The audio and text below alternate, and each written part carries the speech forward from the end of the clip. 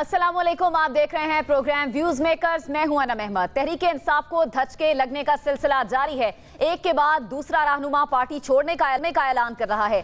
पहले साबिक अराकीन असम्बली ने ऐलानात किए, मगर अब ये बात इमरान खान के करीबी लोगों तक आ गई है। साबिक वजीर आजम इमरान खान ने इस हवाले से इल्जाम आयद किया है कि लोग पार्टी छोड़ नहीं रहे बल्कि उनसे छुड़वाई जा रही है। दिलचस्प बात यह है कि हर छोड़ने वाला रहनुमा खुद तरदीद करके भी जाता है कि वो ऐसा किसी दबाव के नतीजे में कर रहा है। सवाल यह है कि इस मामले पर किस का मौक़िफ़ दुरुस्त है, इस पर हम बात करेंगे। हमारे जो मेहमान मौजूद हैं, मैं तारुफ करवा देती हूँ।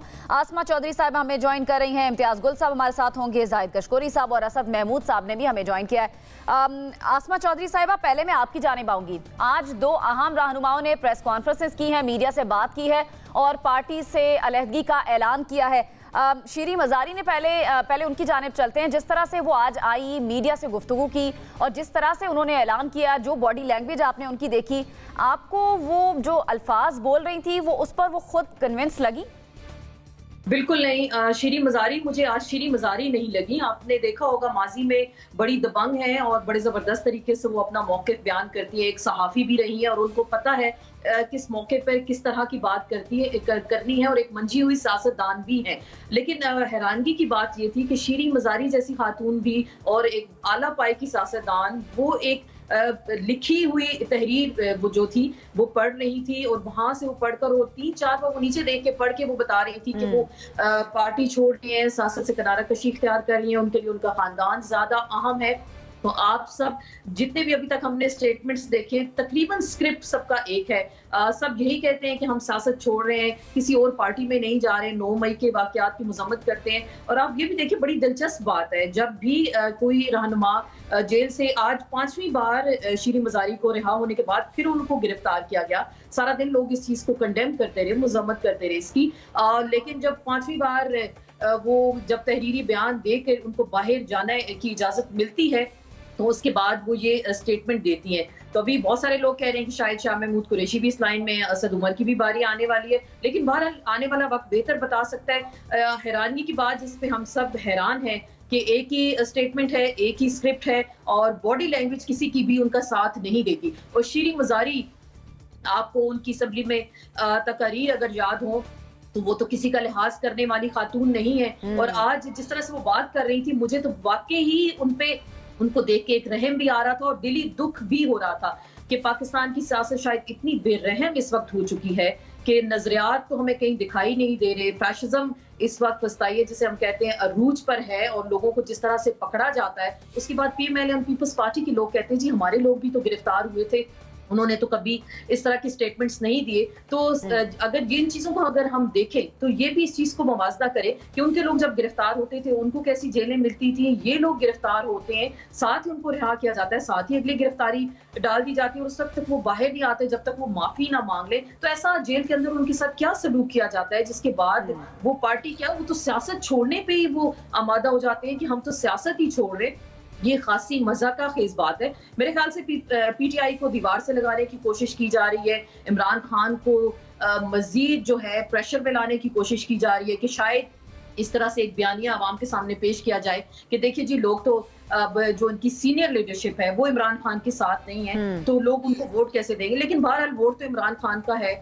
आज भी हुकूमत अगर इलेक्शन करा ले और फेयर एंड फ्री इलेक्शन हो तो अगर इलेक्शन हुए तो ऐसी सूरत हाल अगर हुए, ये बड़ा दिलचस्प सवाल है। अगर हुए, मेरे ख्याल से होने चाहिए। आप किसी भी सियासी जमात देखिए, आज अगर PDM की तमाम सियासी जमातें इस चीज पर खुश हो रही हैं तो कल को ये वक्त उनके साथ भी आ सकता है। सही है जी, आपका पॉइंट आ गया। इम्तियाज गुल साहब, एक के बाद एक अहम रहनुमाओं की जानिब अब ये बारी आ गई है कि वो इमरान खान को छोड़कर जा रहे हैं। ना सिर्फ छोड़कर जा रहे हैं, फयाजुल हसन चौहान ने जो आज एक लंबी चौड़ी प्रेस कॉन्फ्रेंस की है उसमें उन्होंने काफ़ी शिकायतों के अंबार भी लगाए हैं।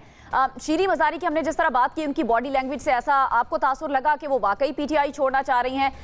जिस तरह आसमा साहिबा बात भी करी थी कि वो लिखा हुआ रिटर्न पढ़ रही थी और अल्फाज सब लोगों के वही हैं जो पहले भी PTI को खैर बात कह चुके हैं पिछली प्रेस कॉन्फ्रेंसेस में। और दूसरा फयाजुल हसन चौहान, वो तो काफ़ी कन्विंस लग रहे थे तहरीक इंसाफ को छोड़ने के लिए और वो तो शिकायतें कर रहे थे इमरान खान से।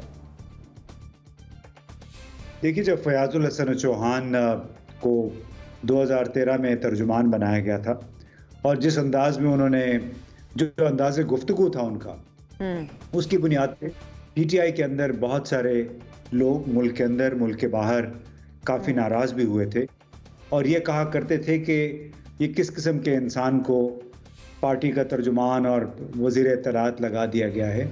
बहुत ही गंदी गुफ्तगू करते थे ये।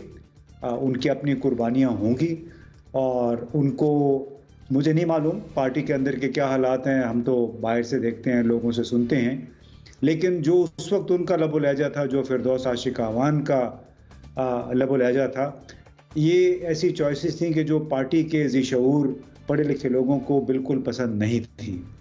अब ऐसे वक्त उन्होंने आके वो जो अंदर की बातें बता रहे हैं, ये वही काम कर रहे हैं जो इससे पहले बहुत सारे लोग कर चुके हैं। उसमें सदाकत भी होगी, लेकिन ऐसे मौके पे आके अपने तमाम गिले शिकवे प्रेस के सामने रख देने से वो क्या समझते हैं कि लोग इनकी बात मान जाएंगे। और इस तरह शीरी साहिबा का भी जो हुआ, वो जो उनकी जिस्मानी हालत है, मेडिकल उनकी कंडीशंस हैं बहुत सारी, और वो एक शटल कॉक बनी हुई थी कि गिरफ्तार होती हैं, रिहा का हुक्म मिलता है, फिर गिरफ्तार होती हैं। 5वीं दफ़ा गुज़श्ता रात गिरफ्तार हो किया गया। तो ये ऐसी सूरत हाल है जो कोई भी बाइज़्ज़त शख्स ज़्यादा अरसे तक बर्दाश्त नहीं कर सकता। और ये तमाम तर्ज़ अमल का एक ही मकसद था कि उनको पार्टी से दूर कर दिया जाए। तो बड़ी खुशी होगी उन तमाम लोगों को, मरियम औरंगज़ेब को, दोनों मरियम जो हैं, और जी कि उनको बहुत खुशी होगी कि ये एक एक करके वो लोग जा रहे हैं, जिनमें ऐसे भी लोग शामिल हैं जिनको शामिल करवाया गया था। अभी उनको कहा गया कि आप छोड़ दें, या फिर उनको मजबूर किया जा रहा है छोड़ने के लिए। वो बिल्कुल हुक्म क्या कहते हैं, हुक्म बजा ला रहे हैं। और इसमें एक इनको बात ज़हन में रखनी चाहिए कि जो भी बातें करे, मौजूदा हालात में इनकी बात सुनने वाला कोई नहीं है। और जो ये काम कर भी रहा है, उनका शायद ये ख्याल है कि वक्ती तौर पे हम पीटीआई और इमरान खान का जीना जो है मुहाल कर दें, बाकी बातें देखी जाएगी। अल्लाह खैर करे। इससे अगर पाकिस्तान का इससे भला हो सकता है तो चले, हम ये भी फिर बर्दाश्त कर लेंगे। ठीक है जी। जाहिद कशकोरी साहब, एक तो आज हमने देखा 2 अहम रहनुमाओं ने तहरीक इंसाफ को खैरबाद कहा। यकीनन तहरीक इंसाफ के लिए ये धचका ज़रूर है, और एक के बाद एक रहनुमा। अब और भी आपके पास ऐसी खबरें हैं कि और भी रहनुमा तहरीक इंसाफ को छोड़कर जा सकते हैं? कुछ जो मेन लीडरशिप है तहरीक इंसाफ में, उनमें से भी कोई मजीद छोड़ के जा रहा है? देखिए अनम, हम तो इसी प्लेटफॉर्म से आपको पहले ही बताते रहे हैं कि ये सिलसिला अभी शुरू हुआ है और तेज़ी से शुरू हुआ है। लेकिन पाकिस्तान तहरीक इंसाफ में जो मैं 2008 से डॉक्टर शीरी मज़ारी मेरी एडिटर थी, उस वक्त पाकिस्तान तहरीक इंसाफ का हिस्सा थी। मुझे आज काफ़ी दुख हुआ जो मैंने देखा, 2 साल मैं उसके साथ एज ए रिपोर्टर काम किया। डॉक्टर मज़ारी बड़ी एक्टिव थी पाकिस्तान तहरीक इंसाफ के, और इमरान खान के साथ शायद 2 या 3 लोग बैठे होते थे, जिसमें डॉक्टर आरिफ अलवी और डॉक्टर शीरी मज़ारी वो शुरुआत के रहनुमा हैं पाकिस्तान तहरीक इंसाफ के। तो मैं आज हैरान था कि डॉक्टर मज़ारी वो डॉक्टर मज़ारी हैं नहीं, वो पता नहीं खुद बोल रही थी या कोई बोल रहा था, और उन्होंने पार्टी या सियासत छोड़ दी। अभी तहरीक इंसाफ में आप देखिए 5200 उनके वर्कर्स जो हैं वो मुख्तलिफ जेलों में बंद हैं। और पाकिस्तान की रीसेंट हिस्ट्री में 30 साल का दौरानिया आप उठा के देखिए, 9/11 के बाद भी 2200 लोगों के ख़िलाफ़ टेररिज्म के केसेस फाइल किए गए हैं, 400 से ज़ायद FIR हैं। और एक टेस्टिंग टाइम है पाकिस्तान तहरीक इंसाफ पर। कोई भी पार्टी रहनुमा, अब जो रिसेंटली हुआ है उसमें तो आमिर कियानी और डॉक्टर मज़ारी वो पार्टी के शुरुआत के लीडरान में शामिल थे जिन्होंने पार्टी को छोड़ा है या सियासत ही छोड़ दी है। तो आगे ये सिलसिला मुझे कोई आसानी से रुकने वाला नज़र नहीं आ रहा। उसकी वजह यह है कि जो 2018 का या 2013 का जो इलेक्शन मैंने देखा है या कवर किया है, पाकिस्तान की सियासत में 5 महीने 6 महीने पहले इस तरह की एक, आप इसे इंजीनियरिंग का वर्ड यूज़ करें या जो भी आप इस्तेमाल करें, सिलसिला शुरू होता है लोगों के पार्टियां या वफादारियां तब्दील करने का। फिर एक बाकायदा वेव बनती है, माहौल बनाया जाता है कि पाकिस्तान का सेंटर में कौन से पार्टी आएगी। पहले लोग छोड़ते चले जाते हैं, और फिर आखिरी 2 महीने जब रहते हैं या इलेक्शन का ऐलान हो जाता है, फिर पार्टियाँ जो वो ज्वाइन कर लेते हैं। तो तहरीक इंसाफ के साथ ये अल्टीमेटली बज़ाहिर तो ज़ाहिर हो रहा है, लेकिन ये होना ही था। जिस तरह का स्टांस है पार्टी पर एक मुश्किल वक्त आया और 9 मई का है। अगर 9 मई का वाकया ना होता तब भी ये होना था? तब एक अलहदा सी सूरत हाल होती, लेकिन 9 मई इतना सख्त है। मैं अगर आपके सामने कुछ इन्फॉर्मेशन शेयर करूं कि आपको आने वाले दिनों में जो अभी समरी ऑफ एविडेंस कलेक्ट की जा रही है और पाकिस्तान आर्मी एक्ट के तहत जो आपको लगेगा कि जो सर्वेंट हैं गवर्नमेंट सर्विस में, अब मैं एक्सप्लेन ज़्यादा नहीं करना चाहता कि वो आर्म फोर्सेस से हैं या पुलिस सर्विस से या फिर सिविलियन सर्विस से, उनके खिलाफ केसेस भी सामने आएंगे और ये बड़ी स्ट्रॉन्ग चीज़ें होंगी। आसान काम नहीं है पाकिस्तान तहरीक इंसाफ के लिए आगे चीज़ों को फेस करना। आपका पॉइंट आ गया। असद महमूद साहब, 2 रहनुमाओं ने तहरीक इंसाफ को छोड़ दिया आज, लेकिन दोनों की हमने बॉडी लैंग्वेज मुख्तलिफ देखी। जिस तरह तमाम मेहमानों से मैंने सवाल किया, आपको क्या लगता है? एक तो शीरी मज़ारी, उन्होंने कोई शिकवा नहीं किया इमरान खान साहब से। अपनी प्रेस कॉन्फ्रेंस में कुछ लिखा हुआ था, वो देखकर वही अल्फाज बोल रही थी कि वो पार्टी छोड़ रही हैं और जो हुआ उसकी मजम्मत करती हैं। लेकिन दूसरी जाने फयाजुल हसन चौहान को हम देखें, उनकी बॉडी लैंग्वेज को देखें, ऐसा लग रहा था कि कोई पुराने शिकवे शिकायतें वो काफ़ी अरसे से जैसे भरे हुए थे और उनको मौका मिल गया आज बात करने का। बिस्मिल्लाहिर्रहमानिर्रहीम। Anam, thank you very much. मेरा ख्याल है इस वक्त अगर पीटीआई को देखा जाए तो they are actually entered into the most volatile and the most dangerous zone जो है इनका अपनी पॉलिटिक्स का। इस वक्त आप उनको इसके अंदर देखते हैं एंड मैं ये कह सकता हूँ कि इनको ब्लेम भी किया जा सकता है। अगेन 9 मई की आप बात करते हैं कि आप सारी मिलिट्री इंस्टॉलेशंस के ऊपर आप चढ़ दौड़े। भाई, इसका मतलब है कि आइदर इट वाज प्लान और एल्स आपने लोगों को इस हद तक मोटिवेट कर दिया था कि वो इस तरीके से हमलावर हो गए। इसकी कोई जस्टिफिकेशन नहीं दी जा सकती। एंड सर्टली आप इसके बाद जो है जो चीज़ें चल रही हैं, उन्होंने तो मूवमेंट के अंदर एक लिहाज से आना है। फयाजुल हसन चौहान की आपने बात की, he is always been a controversial person. मेरा ख्याल है उनको बैकग्राउंड तो उनका जमात इस्लामी का है, बहुत ही जिसको कहते हैं हाइटेड लैंग्वेज के साथ ये लोगों को क्रिटिसाइज़ करते रहे and he certainly was a bad choice. अगर आप उनको कहें जी कि वो इनके जो है वो मुशीर थे या फिर वज़ीर इत्तलात थे या इनके स्पोक्स पर्सन थे पीटीआई के। मैं एक चीज़ में बिलीव करता हूँ, मेरा ख्याल है कि नाउ इज़ द टाइम कि जहाँ पर इमरान खान को ये बड़ा सीरियसली देखने की ज़रूरत है। अपनी तमाम, इससे पहले भी मैं बात कर चुका हूँ, अपनी स्ट्रैटेजी को सही मानों में रीविज़िट करने की, उसको रीअलाइन करने की ज़रूरत है। कहाँ पे किस किस जगह पे कौन कौन से उनके नज़दीकी लोग थे जो कि इस सारे सिलसिले के अंदर आए और आज पार्टी जो है वो बिल्कुल ऐसा लगता है कि एक साइड पे लग गई है। आपने कहा जी कि इनके बहुत सारे लोग छोड़ रहे हैं, बहुत सारे छोड़ेंगे। एक तो मैं ये कहता हूँ कि पीडीएम भी और फिर पीपल्स पार्टी दोनों, why because they were highly insecure. जब पीटीआई की जिस तरीके से आपने ओवरऑल हाइप देखी पूरे मुल्क के अंदर, स्पेशली पंजाब के अंदर, और अगर आपको याद हो कि चंद महीने पहले या चंद हफ्ते पहले की बात है, पीपल यूज़ टू से जी कि एज़ पर एज़ जो नून का ताल्लुक है वो तो ख़त्म होती नज़र आ रही है आपको पंजाब के अंदर। तो आज भी मैं कहता हूँ कि नून का वजूद नहीं देखते पंजाब के अंदर। जिस तरह की उन्होंने गवर्नेंस प्रोवाइड की है, दो वस्ट जिस तरह की इन्फ्लेशन उन्होंने प्रोवाइड की है, वो आज भी इस हालत बनी है कि आप ये कहें कि नहीं पंजाब को टेक ओवर कर लेंगे। लेकिन उनके पास बैकअप प्लान है, मियां साहब आएंगे, नहीं बैकअप प्लान तो देखना हर एक के पास एक लिहाज से अनम होता है, ये ऐसी चीज़ तो नहीं है। और एक्चुअली मैं आपको बताऊं, ये पॉलिटिकल पार्टीज़ नहीं हैं, ये एक्चुअली कल्ट हैं। जिसको आसफ जरदारी को ले लें, फजलुर रहमान को आप ले लीजिए, MKM को ले लें, मैंगल ग्रुप को ले लें, इवन PTI को भी ले लें।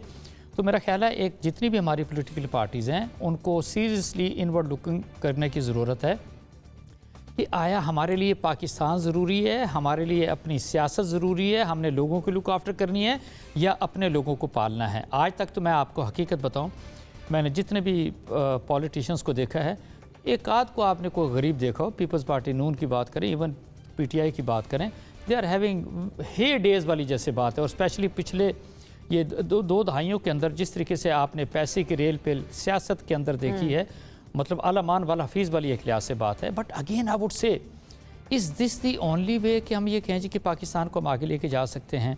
और मैं आपसे बताऊं, अभी बहुत सारे लोग बात करते हैं कि नहीं कि जी PTI के लोग तो बड़े कमज़ोर थे, वो सारा कुछ, जब उनको CTD, उनके पीछे IB है, उनके पीछे पुलिस है, आपने ख़ुद का 5-5 दफ़ा छोड़ा गिरफ़्तार किया, छोड़ा गिरफ़्तार किया, सो दैट मीन कि रूल ऑफ लॉ तो परसिस्ट करता ही कोई नहीं है।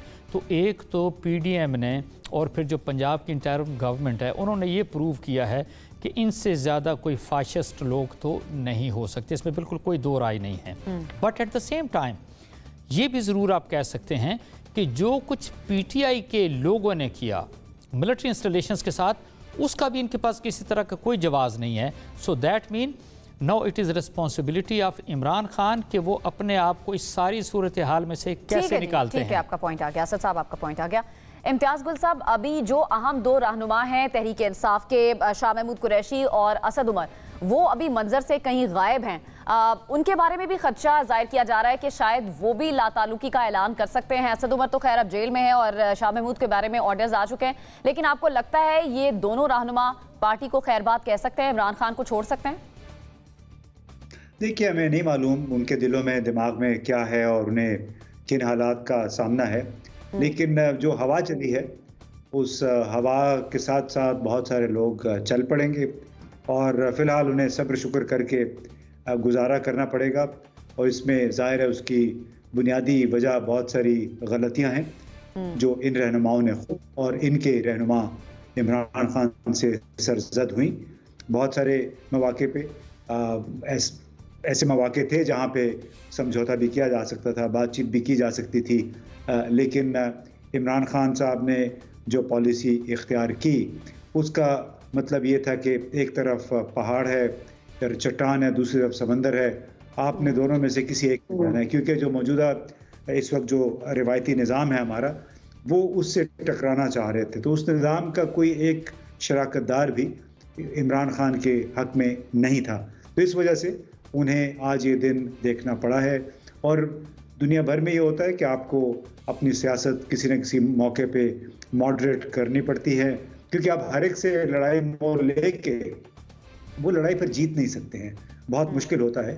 आप अपने कुछ मकासद तो हासिल कर लें, लेकिन इवेंचुअली जीत दूसरों की होती है, क्योंकि आप अपने लिए अगर 10 महाज खोल लेते हैं तो 10 महाज आप एक वक्त में फिर नहीं जीत सकते। और ये वही सूरत हाल है जिसका इस वक्त इमरान खान को और उनकी पार्टी को सामना है। आसमा साहिबा, आपको लगता है एक वजह इमरान खान के इस नहज पर आने के, तहरीक इंसाफ के इस नहज पर आने के, उनको गलत मशवरे देने वाले भी हैं? हमेशा इल्ज़ाम हमने देखा है कि लगता रहा है, तहरीक इंसाफ के अंदर से आवाज़ें उठती रही हैं कि इमरान खान के जो इर्द गिर्द लोग हैं वो उनको सही गाइड नहीं करते हैं, जो मुशीरान हैं वो सही उनको बताते नहीं हैं, जिसकी वजह से इमरान खान गलत फैसले करते हैं। देखिए, बिल्कुल अक्सर ऐसी राय पाई जाती है पार्टी के अंदर, और पार्टी की अक्सर जो लीडरशिप है वो यही कहते हैं कि उनके इर्द गिर्द 3-4 लोगों का जो टोला है वो उनको मिसगाइड करता है, वर्कर से उनको दूर रखने की कोशिश करता है, या उनको कुछ ऐसी दुनिया में ले जाता है जहाँ पे सिर्फ उनको बताया जाता है कि आप इस तरह का इकदाम करेंगे तो इसके बाद से आपको शायद पार्टी को तकवीयत मिलेगी, या आपके या दीगर जो मामला इस वक्त चल रहे हैं। लेकिन बहरहाल कुछ लोग ये भी कहते हैं कि इमरान खान सबसे मशवरा लेते हैं, लेकिन करते वो अपनी हैं और हतमी और आखिरी फैसला उनका अपना होता है। लेकिन अभी जो पार्टी के अंदर की जो सूरत हाल चल रही है, देखिए हमने बहुत सारे अदवार देखे, पाकिस्तान की हिस्ट्री अगर आप उठा के देख लें, जितने भी डिक्टेटर्स आए उन्होंने हमेशा जब भी क्रैक डाउन किया पॉलिटिकल पार्टीज पे किया, पॉलिटिकल पार्टीज को कभी सियासत से बाहर रखने की कोशिश की, पैट्रियट बनाई गई, PMLQ बनाई गई, हमने देखा नेशनल अवामी पार्टी, उन पे पाबंदी लगाई गई, बहुत सारी चीजें पाकिस्तान की सियासत में हुई। लेकिन ये वही सियासतदान है, यही वो घराने हैं जो घूम फिर कर किसी न किसी फॉर्म में किसी न किसी पार्टी के अंदर हर तरह से पाए जाते हैं। तो देखिए, अगर ये कोशिश की जाती है या किसी की ये राय है या ये सोच है कि सियासी जमात की तोड़ फोड़ की जा सकती है या उनको दीवार के साथ लगाया जा सकता है, लेकिन देखिए अवाम भी तो है ना, अवाम 22-24 करोड़ अवाम इस वक्त हमारे बसते हैं। क्या आप उनके दिलों से उनकी लीडरशिप को, मैं इमरान खान की बात नहीं कर रही, आप नवाज शरीफ को ले लें, जरदारी साहब को ले लें, बाकी दीगर सियासतदानों को ले लें, उनके दिलों से उनको आप निकाल सकते हैं? बिल्कुल ऐसा नहीं है। हर एक का वोटर मौजूद है, हर एक का सपोर्टर मौजूद है। तो आप इस तरह की कोशिशें क्यों करते हैं? आपने सियासतदानों का मुकाबला करना है तो सियासी मैदान में रहकर करें। अगर आपने उनको दीवार के साथ लगाना है या बंद गली की जानिब धकेलना है तो ये तो देखिए मुल्क के लिए नहीं अच्छा। अगर इतनी कोशिशें करनी थी सियासी जमात को तोड़ने के लिए, उनके लोगों को इतने जुल्म ढा के उसके बाद एक ही स्क्रिप्ट के मुताबिक उनको कैमरे के सामने लाया जाता है और बॉडी लैंग्वेज उनका साथ नहीं देती, तो क्या मतलब आप इतनी एफर्ट पाकिस्तान की इकोनॉमी पे कर लेते? IMF आपको कर्जा नहीं दे रहा, दोस्त ममालिक से जो आपको पैसे आने थे वो भी खटाई में पड़े हैं। कभी हमें नवी सुनाई दी जाती है कि जी हाँ जी पैसे आ गए, कभी कहा जाता है कि जी अभी आने में वक्त है। तो ये सारी कोशिशें अगर आप इकोनॉमी पे लगाते, पाकिस्तान को दहशतगर्दों से छुटकारा हासिल करने के लिए करते, लेकिन सारा फोकस इमरान खान। सुबह आप उठे, टीवी ऑन करें, इमरान खान, इमरान खान, टीवी का बटन बंद करें, इमरान खान, इमरान खान। उसके अलावा तो पाकिस्तान की सियासत में और खबरों में और मीडिया पे कोई और चीज नजर नहीं आती। अगर इन तमाम कोशिशों से इमरान खान को इररिलेवेंट करने की कोशिश की जा रही है, तो मेरे ख्याल से ये चीज कामयाब नहीं होगी। ये कामयाब आपकी नज़र में नहीं होगी। असद महमूद साहब, आपको क्या लगता है? एक तो जो मुल्क, हम हमेशा सुनते हैं मुल्क अदम इस्तेहकाम का शिकार है, आजकल तो कुछ ज़्यादा ही ऐसे हालात हैं। जनरल इलेक्शन है सर पे, आपको लगता है अक्टूबर में इलेक्शंस होने जा रही हैं, ये हुकूमत इस मूड में है, मुल्क के हालात इस तरह के हैं कि इलेक्शन वक्त पर होंगे? मैं तो इस वक्त जो मुल्क के हालात देखता हूँ, पॉलिटिकल पार्टी सारी की सारी मैं देखता हूँ, मीडिया की अगर आप बात करते हैं तो मुझे तो स्वाय डिप्रेशन के, स्वाय नेगेटिविटी के, और अगर आप ये कहें कि हमारे जितनी भी पॉलिटिकल पार्टीज़ हैं, मैं किसी एक पार्टी को भी नहीं देखता कि उसके लोगों की या फिर पाकिस्तान की फ़िक्र हो। आप यकीन मानिए, बिल्कुल आसमा चौधरी साहब ने ठीक बात की है। फ्रैंकली स्पीकिंग मैं तो शायद टीवी देखना ही छोड़ दिया। वाई? बिकॉज उसके अंदर मेन स्ट्रीम मीडिया पे आप क्या देखेंगे? मतलब आप जो ख़बर देखेंगे एंड यू फील कि नहीं, आप डिप्रेशन के अंदर चले गए हैं, आप परेशानी के अंदर चले गए हैं। वाई? बिकॉज एक जो सच्चा पाकिस्तानी है ना, ही इज़ वरिड कि ये लोग जो इस वक्त मुल्क को रूल कर रहे हैं, चाहे इंटरिम गवर्नमेंट्स की बात करते हैं या फिर आप फेडरल गवर्नमेंट की बात करते हैं, क्या कभी किसी एक से भी सुना आपने कि नहीं अब हम ये करने जा रहे हैं, नहीं we will do this for the general public? No, not at all. Actually ना ये इनके मैनिफेस्टो है, ना इनका कोई एजेंडा है। ये सिर्फ एक ही काम था पीडीएम का, जिसके लिए वो आए थे, वो तो उन्होंने कर दिया। अब अगला जो था नेचुरली वो it was desire of Zardari साहब और फिर नवाज शरीफ साहब की कि जी आपने इस पीटीआई को तोड़ना है, और पीटीआई ने ये सारी चीज़ें, इसका सलूशन एक प्लेट के अंदर रख के उनको पेश कर दीजिए कि उन्हें अब आप आ जाएं, because no are people are ready and they deserve that. तो मैं ये समझता हूँ कि इस वक्त अगर आप देखें, सो वेरी अनफॉर्चुनेट, आप इंडिया को देखें, पड़ोस में बांग्लादेश को देखें, इस रीजन को देखें, अफ़गानिस्तान को आप देखें ना, हम अक्सर जब बात करते थे, श्रीलंका की बात करते थे, हम दुख से भी बात करते थे। हमारी बड़ी दोस्ती है श्रीलंका के साथ। जब हमने वो देखा जी कि उनका डॉलर जो है वो 300, उनका रुपया जो 305 रुपये पे फ़र्ज़ करे चला गया, एंड वी वर सरप्राइज, यार ये कैसे ज़िंदगी गुजार रहे होंगे। आज पाकिस्तान में पता चला गया कि नहीं जी, डॉलर तो ओपन मार्केट में 310 रुपये या प्लस पे ट्रेड हो रहा है। फिर बिल्कुल इन्होंने ठीक बात की, IMF they are not pushed about it. Why? Because जब हम एक दूसरे के साथ, आपकी पॉलिटिकल पार्टीज़, आपकी हुकूमत, आपकी अपोजिशन एक दूसरे के साथ जब गुत्था होगी, तो भाई उनको पागल कुत्ते ने काटा, क्या बोलेंगे? नहीं यार, आप पैसे ले लें और फर्दर आप इस तरीके से काम करना शुरू करें। देखें सीरियस टाइम इस वक्त पाकिस्तान के ऊपर, और अब ये तो नाजुक मोड़ तो हम अक्सर ही कहते रहते हैं, 75 साल से वो नाजुक मोड़ तो ज़िंदगी में कभी पाकिस्तान का ख़त्म नहीं हुआ। बट ये सारे लोग, इमरान खान को भी मैं कहता हूँ और बाकी जो पॉलिटिकल पार्टीज़ हैं, 40-50 सालों से सियासत कर रहे हैं, इनके घर के दाने सारे भरे हुए हैं, इनके पेट भरे हुए हैं। अनफॉर्चुनेटली इनकी नज़रों की भूख नहीं बढ़ रही कि नहीं किसी तरीके से अपने आने वाली नस्लों को महफूज करके चले जाएं। I wish they think of Pakistan, Pakistanis, कि हम अपने मुल्क को कैसे आगे लेके जाएंगे। कि हमारे सियासतदान मुल्क का सोचें, आवाम का सोचें। जाहिद साहब, एक तो जो इमरान खान नैब की पेशियां भुगत रहे हैं, नैब में इमरान खान के साथ क्या हो रहा है, ये अंदर की स्टोरी है क्या आपके पास? अब देखिए, आज इमरान खान को नैब इन्वेस्टिगेशन टीम में 4 घंटे 20 मिनट तक अपने पास रखा है। उनसे सवालात पूछे हैं और सारा जो फोकस है अल-कादिर ट्रस्ट प्रोजेक्ट पे रहा है। इमरान खान से एक सवाल ये पूछा गया जो मुझे अपने सोर्सेज से पता चला कि आप प्राइम मिनिस्टर थे उस वक्त मुल्क के, आपको नहीं लगता कि आपने एक कंट्रोवर्शियल प्रॉपर्टी टैकॉन से तकरीबन 770 मिलियन 77 करोड़ रुपए डोनेशन एक्सेप्ट किए इस ट्रस्ट के लिए जिसके आप ट्रस्टी थे, तो ये क्या सीरियस कन्फ्लिक्ट ऑफ इंटरेस्ट नहीं है?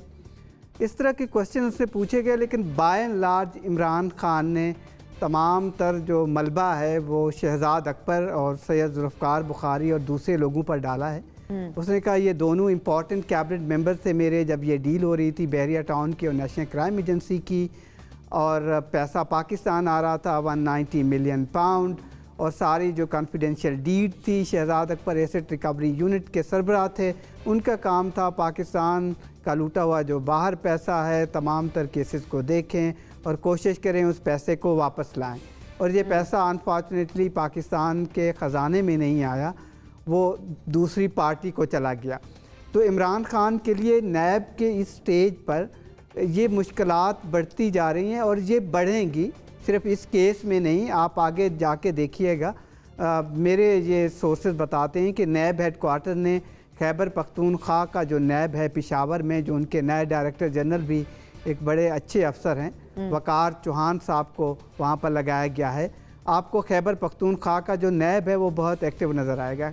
उस वक्त हेडक्वार्टर ने ये लिखा है कि आप बिलियन ट्री सुनामी केस जो है इसको क्यों नहीं देख रहे, ये केस कई सालों से पेंडिंग क्यों पड़ा हुआ है। और इसके अलावा जो BRT का केस है जो मेट्रो पेशावर का है, ये 2 हाई प्रोफाइल केसेस हैं जिसमें आपको बड़े लोगों को, जो इम्पोर्टेंट लोग थे उस वक्त डिसीजन मेकिंग में उनका रोल था, साबिक चीफ मिनिस्टर हैं KPK के, या ख़ुद इमरान खान तक भी ये बात आ सकती है, तो आपको नोटिस नज़र आएंगे। फिर एंटी करप्शन डिपार्टमेंट जो खैबर पख्तूनख्वा का है वो बड़ा एक्टिव हो गया है। आज मेरी 1-2 ऑफिसर से बात हुई। फिर पंजाब में आप देखिए तो इमरान खान के लिए मुश्किलात का सिलसिला बढ़ता जा रहा है और ये बढ़ेगा आने वाले 2-3 और अभी तो ये मुश्किलात का सिलसिला शुरू हुआ है। ठीक है जी, आपका पॉइंट आ गया। मुल्क की बदलती हुई सियासी सूरत हाल पर हम मजीद भी गुफ्तगू करेंगे, लेकिन एक छोटी सी ब्रेक के बाद।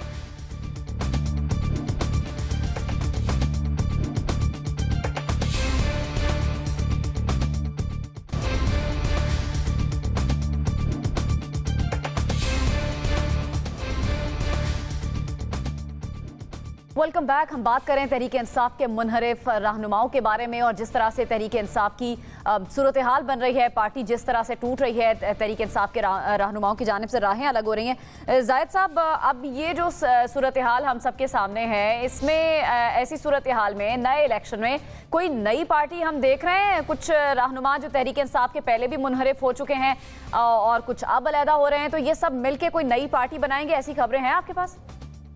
मुझे ऐसी इंफॉर्मेशन मिल रही हैं बिलखसूस जनूबी पंजाब से, जिस तरह 2011-12 में एक पार्टी ऑफ क्लीन पॉलिटिशियन एक आइडिया था जहांगीर खान तरीन का और मुख्तलिफ वहाँ के जो इलेक्टेबल्स हैं, और फिर आउट ऑफ सडन 6 महीने बाद पता चला था कि वो तमाम के तमाम इलेक्टेबल्स पाकिस्तान तहरीक इंसाफ में शामिल हो गए थे और इस तरह पाकिस्तान तहरीक इंसाफ एक डोमिनेटिंग पॉलिटिकल पार्टी के तौर पर इसका इमर्ज हुआ था। अभी भी ऐसी सूरत हाल है, जहांगीर खान तरीन का एक अहम रोल बाकी है उस इलाके में, वो मुलाकातें भी कर रहे हैं लेकिन अपनी कुछ भी चीज़ें पब्लिक डोमेन में नहीं दे रहे। 6-7 ऐसे इलेक्टेबल्स हैं जिनका इम्पॉर्टेंट रोल है वहाँ 4-5 अजला में, जिस तरह नसरुल्लाह खान द्रीशक है, उन्होंने भी एक ख़ास बैठक की है। फिर आप निवानी फैमिली को देख लें, भक्कर से, या ढांडला जो फैमिली है, इसके अलावा वहाँ जुल्फ़कार खान खोसा हैं। तो कुछ ऐसे पुराने सियासतदान हैं जिनमें बहुत ज़्यादा लाइक माइंडेडनेस पाई जाती है और ये तमाम तर पाकिस्तान तहरीक इंसाफ का हिस्सा भी थे, कुछ अभी भी हिस्सा हैं, लेकिन जो उनको ज़्यादा इंगेज नहीं किया गया पार्टी की टॉप लीडरशिप की तरफ से, जो पिछले 14 महीने में हुआ है। तो ये स्ट्रॉन्ग पॉसिबिलिटी है कि कोई ऐसा कॉन्सेंसस डेवलप हो। अगले हफ्ते मीटिंग्स है इन तमाम स्टेक होल्डर्स की, मुल्तान में और लाहौर में ये डिस्कशंस होंगी, तो कोई सियासी नई एक जमात सामने आ सकती है जिसमें तमाम लोग एक नया नारा लेके, जनूबी पंजाब का आप कहिए या फिर सेंटर में कोई नया नारा लेके अपना एक वजूद दिखाएं सियासी एरिना में, तो ये एक पॉसिबिलिटी हो सकती है। जनूबी पंजाब के नारे की बात की आपने असद महमूद साहब, हमने पहले भी देखा है हर इलेक्शन, जब इलेक्शन करीब आते हैं जनूबी पंजाब का एक नारा लगता है और इस पर सियासत होती है। ये सियासत का सिलसिला कब थमेगा और वाकई जनूबी पंजाब के लोगों की जो मसाइल हैं, जो मुश्किलात है, वाकई कोई हल करेगा? और ये नई पार्टी की बात कर रहे हैं, इस पर आप क्या कहेंगे? एक तो मेरा ख्याल है जितने भी हमारे पाकिस्तानी हैं, स्पेशली सदर्न पंजाब के जो पाकिस्तानी हैं, उनको तो बहुत हमें अप्रिशिएट भी करना चाहिए, मुबारकबाद भी उन वोटर्स को देनी चाहिए, क्योंकि उनकी जो किस्मतों के फ़ैसले हैं वो ख़ुद नहीं करते, वो जहांगीर खान तरीन जैसे लोग करते हैं। एंड आई वुड से कि I have never appreciated Jahangir Khan Tareen. बहुत ही काबिल मज़म्मत किरदार था 2018 के अंदर में, जिस तरीके से जहाज़ भर भर के ये लोगों को लेकर फिर उन्होंने PTI में एक लिहाज से शामिल किया। और it's not only he is to be blamed. और मैं आपसे ये बताऊँ, ये तो सिलसिला 88 से शुरू हुआ ना, जब पीपल्स पार्टी उस वक्त इलेक्शन के अंदर आई तो बहुत सारे लोग पीपल्स पार्टी में चले गए। 90 के अंदर उन्हीं लोगों ने अपनी वफादारियाँ तब्दील करके नून में चले गए। Again it kept on going people's party. ये फिर 2002 के अंदर आप ये देखें कि वहाँ पर जिस तरीके से इन पॉलिटिशियंस ने वेरी अनफॉर्चुनेटली से, मतलब जिसको कहते हैं ना, कोई ज़मीर नाम की कोई चीज़ होती है कि नहीं, कुछ एथिक्स की, कोई मोरालिटी की, कोई प्रिंसिपल्स की बात होती है। Such things are not existing in Pakistani politics. 2002 के अंदर ये PMLQ के अंदर चले गए। 2008 के अंदर सबको पता चल गया, क्योंकि बेनज़ीर साहिबा की शहादत हुई थी। उन्होंने कहा जी अब अगला चांस जो है वो पीपल्स पार्टी का है। इन सब ने अपना बोरिया बिस्तरा उठाया और जाके पैर पकड़ लिए जरदारी साहब के। नो अब सुनिए ना, और यही कुछ 13 में, यही 18 में, और ये एक लिहाज से आप शुरू हुआ। साहब जल्दी से, मेरे पास टाइम कम है। और मैं सिर्फ इतना कहूँगा कि ये मेरा ख्याल है अगर ये सब कुछ होना है तो लेट दिस जो पार्लिमानी फॉर्म ऑफ गवर्नमेंट है इसको लपेट के वी शुड चेंज और टू अनदर सिस्टम, या फिर एक ऐसी गवर्नमेंट लेकर आए जो अगले 5-10 साल चले। Let it be of technocrat. ये हम इनसे तंग आ चुके हैं भाई इस सिस्टम से। ठीक है जी, मैं जो ब्रेक की तरफ जाना है, ब्रेक से वापस आएंगे तो आसमा साहिबा और आपसे और इम्तियाज साहब आपसे भी मैं कमेंट लूंगी। हमारे साथ रहिए।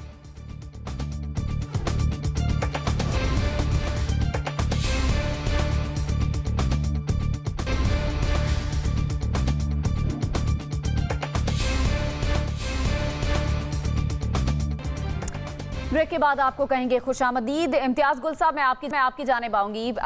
ये भी एक कहा जा रहा है कि डील भी ऑफर हो रही है।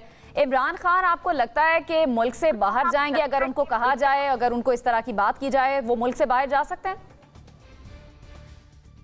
देखिए, तो अब इमरान खान को मालूम होगा कि वो तमाम तर ये प्रेशर किस हद तक बर्दाश्त कर सकते हैं। उन्होंने कहा तो है कि मेरा मरना जीना यहीं पे है, इसी मुल्क में है, और जाहिर है अगर वो कह रहे हैं तो उस पर अमल भी करेंगे। बाकी मालूम नहीं है कि उनके इर्द गिर्द जिस तरह ये 100-125 के करीब केसेस बनाए गए हैं, इसका बुनियादी मकसद ही उनके गिर्द घेरा तंग करना था, उनको गुंजलक केसों में फंसाना था, इतना तंग करना था कि वो खुद ही आहिस्ता आहिस्ता स्टेप बैक कर ले अपना जो एक बयानिया उन्होंने बनाया हुआ था। और मकसद बुनियादी यही है कि लोगों की तवज्जो उस बयानिए से हटा दिया जाए, अक्टूबर में इंतखाबात करवा दिए जाएं, लेकिन उससे पहले पार्टी को इस हद तक महदूद कर दिया जाए कि वो दूसरी किसी जमात के लिए चैलेंज ना बन सके और वो लेवल प्लेइंग फील्ड पैदा हो जाए जिसका मुतालबा मरियम सफदर करती रही हैं। तो लगता यह है कि मौजूदा जो कैंपेन चल रही है उसके ज़रिए शायद यही हो कि चूँकि इन्होंने नाराबाजी बहुत की, बहुत बाज़ गलत फैसले किए, तो उसकी सज़ा ये है कि इनको फ़िलहाल आप इलेक्टोरल प्रोसेस से दूर रखें। सही है। आसमा साहिबा, यही सवाल मैं आपसे भी करूंगी। इमरान खान की जो पर्सनालिटी है, उनकी जो बयानात हैं, इससे पहले हमने देखा जिस तरह से उनका तर्ज सियासत है, खान साहब को अगर ये कहा जाए मुल्क से बाहर जाने का, जो खबरें भी कुछ हलकों से सामने आ रही हैं, तो क्या खान साहब बाहर जा सकते हैं?